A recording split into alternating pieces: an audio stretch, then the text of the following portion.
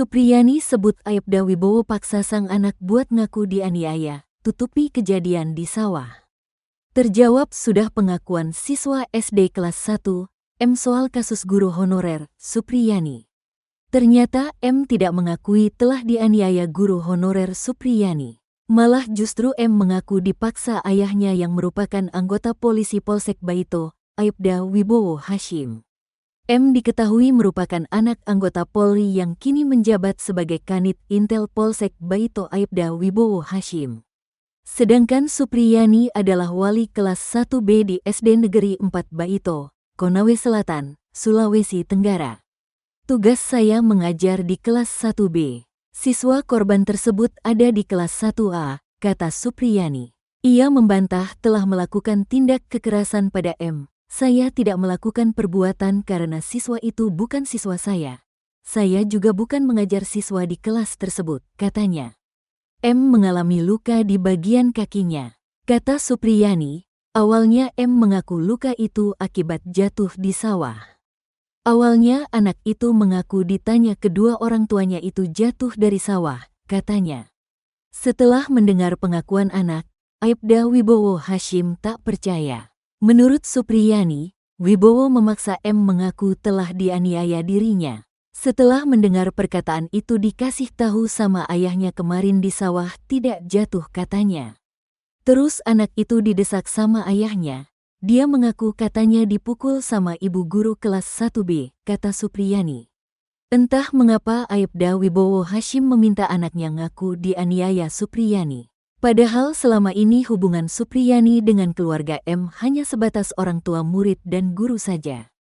Ndak ada hubungan keluarga, tetangga pun jauh beda desa, hanya sebatas orang tua dengan guru di sekolah. Karena anaknya sekolah di SD 4 Baito, kata guru honorer Supriyani. Pengacara Samsudin menerangkan bahwa korban membawa bukti berupa sapu dan foto luka korban. Buktinya satu buah sapu injuk dengan foto luka anak tersebut. Nah itu alat buktinya itu, katanya. Ketua PGRI Sultra, Abdul Halim Momo juga mengatakan luka di paha anak polisi tersebut bukan karena benda tumpul. Benturan benda tajam, katanya. Menurutnya si anak juga sudah mengaku bahwa ia jatuh di sawah bukan dipukul Supriyani. Diakui anak itu dia jatuh di sawah, tapi isu kasusnya dialihkan seakan guru ini kriminalisasi, katanya. Sedangkan Aibda Wibowo Hashim mengatakan Supriyani sudah mengaku telah menganiaya anaknya. Ayah tanya lagi ke pelaku, apa benar kamu sudah akui? Apa betul kamu lakukan? Sambil menangis itu dia bilang iya, katanya. Berikut ini keseharian guru honorer Supriyani usai mengajar di SDN di Kecamatan Baito, Konawe Selatan, Sulawesi Tenggara, Sultra. Supriyani adalah terdakwa kasus kekerasan fisik anak yang saat ini sudah masuk tahap persidangan. Ia dituduh menganiaya muridnya sendiri yang merupakan anak polisi. Terlepas dari kasus yang menjeratnya saat ini, terungkap bagaimana keseharian Supriyani. Meski berprofesi sebagai guru honorer, ia tidak bergantung dari satu sumber mata pencaharian. Terlebih kondisi gaji guru honorer yang tidak menentu, mengharuskannya bekerja lebih giat lagi. Sehingga, waktunya sehari-hari dihabiskan hanya untuk bekerja. Terlebih, ia harus mengumpulkan uang untuk kebutuhan hidup dan membangun rumahnya yang masih seadanya. Kepada tribunnyusultra.com, tetangga guru honorer tersebut menceritakan keseharian Supriyani. Suyatni, 57, menyebut tetangganya tersebut jarang berbaur dengan para warga. Pasalnya, menurut Suyatni, si guru honorer itu banyak melakukan aktivitas di luar rumah. Usai mengajar, Supriyani biasanya langsung ke sawah untuk membantu suaminya. Dia hanya mengajar, setelah itu pulang langsung ke kebun, katanya kepada tribunnyusultra.com. Selama Supriyani dan suaminya tinggal di rumahnya, menurut Suyatni tak pernah terdengar nada keras dari guru honorer tersebut. Ia juga tidak pernah melihat Supriyani memukul anaknya. Meskipun, sesekali Supriyani akan menegur anaknya jika bermain hujan. Tidak pernah memukul, itu anak-anaknya kalau main hujan dia hanya tegur, ujarnya. Sementara, sosok suami Supriyani bekerja serabutan. Selain berkebun, Katiran terkadang bekerja di bengkel dan kadang menjadi pekerja bangunan. Suaminya kadang di kebun, kadang kerja bengkel, kadang juga ikut kerja bangunan, jelasnya. Berikut ini isi dakwaan kasus Supriyani guru honorer yang dituduh aniaya murid anak polisi di Konawe Selatan, Sulawesi Tenggara, Sultra. Saat sidang perdana dengan agenda pembacaan dakwaan, diurai oleh Jaksa Penuntut Umum, JPU, terkait dengan kronologis kejadian. Di mana pada saat kejadian disebutkan korban sedang bermain dengan teman-temannya. Lalu, Supriyani disebut memukuli korban sekali dengan sapu ijuk. Seperti diketahui, persidangan digelar di PN Andoolo, Konawe Selatan, Sultra, Kamis, 24 Oktober 2024. Sebelum persidangan dimulai, Supriyani sempat membantah tudingan yang dilayangkan terhadapnya. Supriyani dituding menganiaya korbannya yang merupakan muridnya juga anak polisi. Jaksa Penuntut Umum, JPU, Ujang Sutrisna, membacakan dakwaan pada Supriyani. Dalam dakwaan tersebut dijelaskan mengenai kronologis kejadian saat Supriyani dituduh menganiaya muridnya.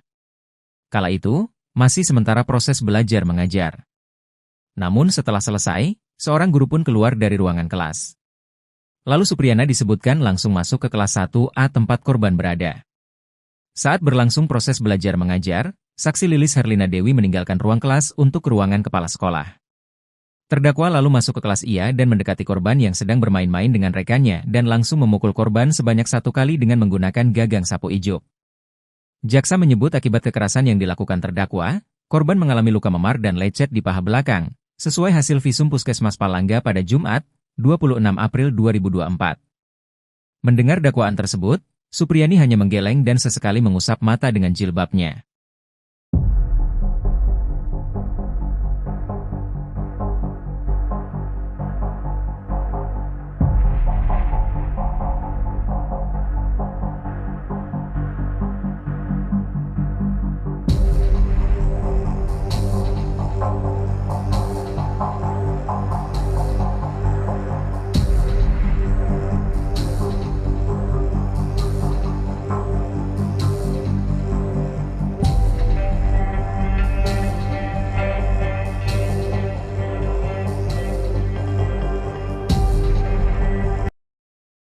Berikut ini keseharian guru honorer Supriyani usai mengajar di SDN di Kecamatan Baito, Konawe Selatan, Sulawesi Tenggara, Sultra.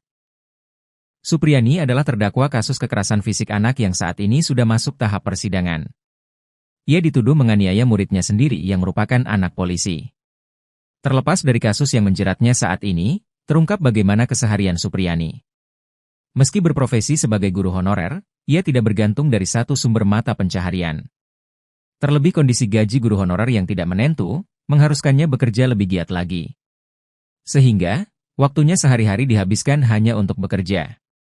Terlebih, ia harus mengumpulkan uang untuk kebutuhan hidup dan membangun rumahnya yang masih seadanya. Kepada tribunnews.sultra.com, tetangga guru honorer tersebut menceritakan keseharian Supriyani. Suyatni, 57, menyebut tetangganya tersebut jarang berbaur dengan para warga. Pasalnya, menurut Suyatni, si guru honorer itu banyak melakukan aktivitas di luar rumah. Usai mengajar, Supriyani biasanya langsung ke sawah untuk membantu suaminya. Selama Supriyani dan suaminya tinggal di rumahnya, menurut Suyatni tak pernah terdengar nada keras dari guru honorer tersebut. Ia juga tidak pernah melihat Supriyani memukul anaknya. Meskipun, sesekali Supriyani akan menegur anaknya jika bermain hujan. Sementara, sosok suami Supriyani bekerja serabutan. Selain berkebun, Katiran terkadang bekerja di bengkel dan kadang menjadi pekerja bangunan.